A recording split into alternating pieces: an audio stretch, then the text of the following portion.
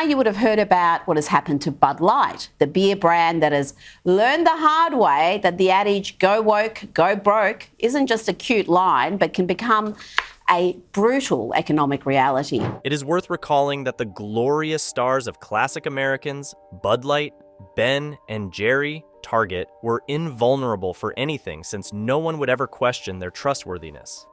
These were once thriving firms, but today have faced a significant backlash, both financially and at a brand level worldwide, because they got to a point of deciding to be woke. Panahi, Kelly, and Caleb also debated the fast decay of these Goliaths and posed the question as to what these colossal will ever do to regain the trust of clients. The downfall of these brands serves as a stark reminder that chasing social approval can come at a high price, and the question remains, to what extent they somehow come out of the harm received. As in most previous market leaders, that one was damaged due to issues previously associated with political correctness affecting the Bud Light brand too.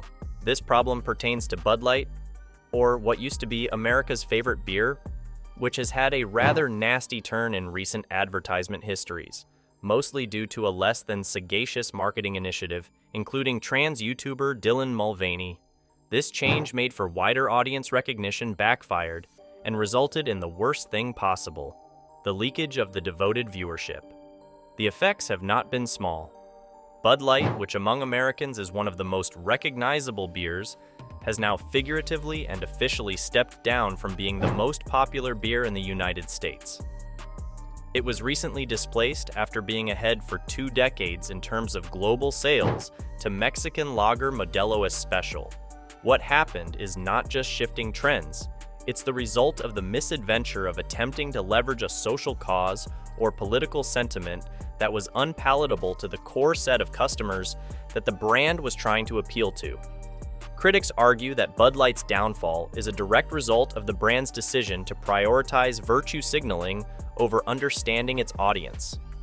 The association with Mulvaney, meant to demonstrate inclusivity, instead sent a message that alienated the very consumers who had kept Bud Light at the top for years, primarily blue-collar workers and traditional beer drinkers.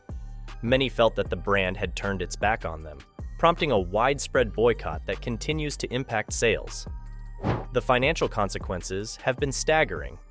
Bud Light's parent company has reportedly lost over $27 billion in market value, a devastating blow that highlights the risks of pandering to social trends without considering the potential backlash. The once iconic brand now faces an uphill battle to regain its standing in the marketplace, and the road to recovery is uncertain. The advertising agency that created a disastrous Bud Light campaign with the help of a transgender influencer, Dylan Mulvaney, is now in trouble.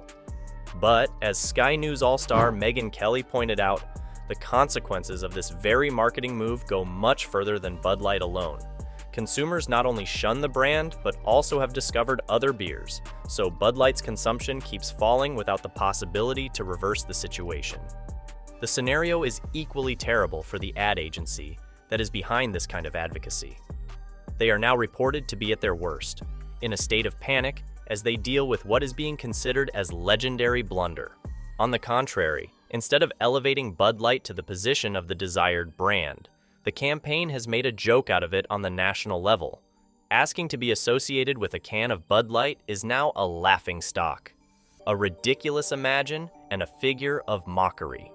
Since it was once the beer of Middle America, it has become the beer of embarrassment. The consequences have not been long in coming, they have been grave. Leading members of the campaign have been dismissed, and the agency loses credibility for potential jobs that it can be awarded. Which marketer will risk to entrust his campaign to this agency, having seen what happened to the last campaign? The effects are being seen across other brands for the same, as they too begin to experience similar blowback. This has had a nuclear impact in its effects. It has shaken corporate America to the core. The negative consequences are not only being felt by Bud Light, but also by many companies like Target, Chick-fil-A, and Kohl's, to mention but a few. Recently, the company has experienced financial and image problems after the apparel firm launched a Pride Month's clothing line with references to LGBTQ+ for children. This move by Sky News all-star James Morrow prompted the company to lose $9 billion in market value, the Examiner said, as the social media campaigns may be as dangerous as they are advantageous to brands. After the incident, Morrow, commenting on the subject, identified the concept of go woke, go broke, and using the example of Target. The response that seems to be breaking the fiercest is the public one involving calls and actual boycott of products from these companies. Such a state of affairs resembles the earlier experience of Bud Light when consumer demonstrations caused a sharp decrease in sales. The issue was also addressed by filmmaker I'm Ami Horowitz, Ami and I'm here on the campus of the who agreed University for of the North first time with Carolina, the policy where of UNC the and economic Duke are boycott. holding a joint He conference used on to the consider the conflict in use of Gaza. such So I tactics came inescapable, except in fights within the party. But given the success of such tactics by the other side, he has shifted his opinion.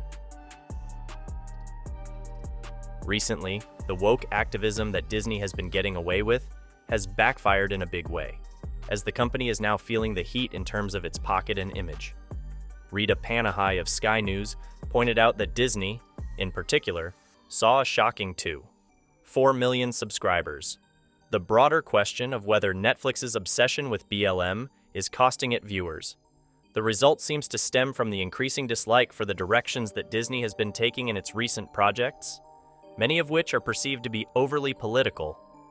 One example of Disney's controversial content is The Proud Family, Louder and Prouder, a reboot that has to do themes of systemic racism and reparations, which some audience members find distasteful and heavy-handed. Concerning such subjects as white fragility or racism, the show received accusations of race baiting and produced mixed feelings and discussions among the spectators. Many have pointed out that Disney's content has always been opposite of politically correct. Nevertheless, the recent erosion of subscriber numbers seems to show that the company loses the traditional Disney audience. Disney has, for years, put social messaging before entertainment, and as their latest results have proven, there is a downside huge. The scenario is therefore useful to illustrate the perils of enterprises in having an ideological bias that more or less goes against the inclinations of the masses. Starbucks has found itself in hot water as it navigates the complex intersection of politics and business. Recently, the coffee giant dedicated an entire TV commercial to transgender issues, aiming to showcase inclusivity. However, the move sparked backlash from customers who felt that the company was pushing a political agenda rather than focusing on coffee. Starbucks India released an advertisement featuring a transgender girl reuniting with her parents at a Starbucks store. While the ad was intended to promote acceptance, it drew criticism for what some see as an attempt to intertwine social engineering with the simple act of enjoying a cup of coffee. Starbucks' recent experiences underscore the difficulties businesses face when they wade into politically charged waters. As the company struggles to balance its social messaging with customer expectations and employee demands, it becomes clear that mixing politics with business can be a risky venture.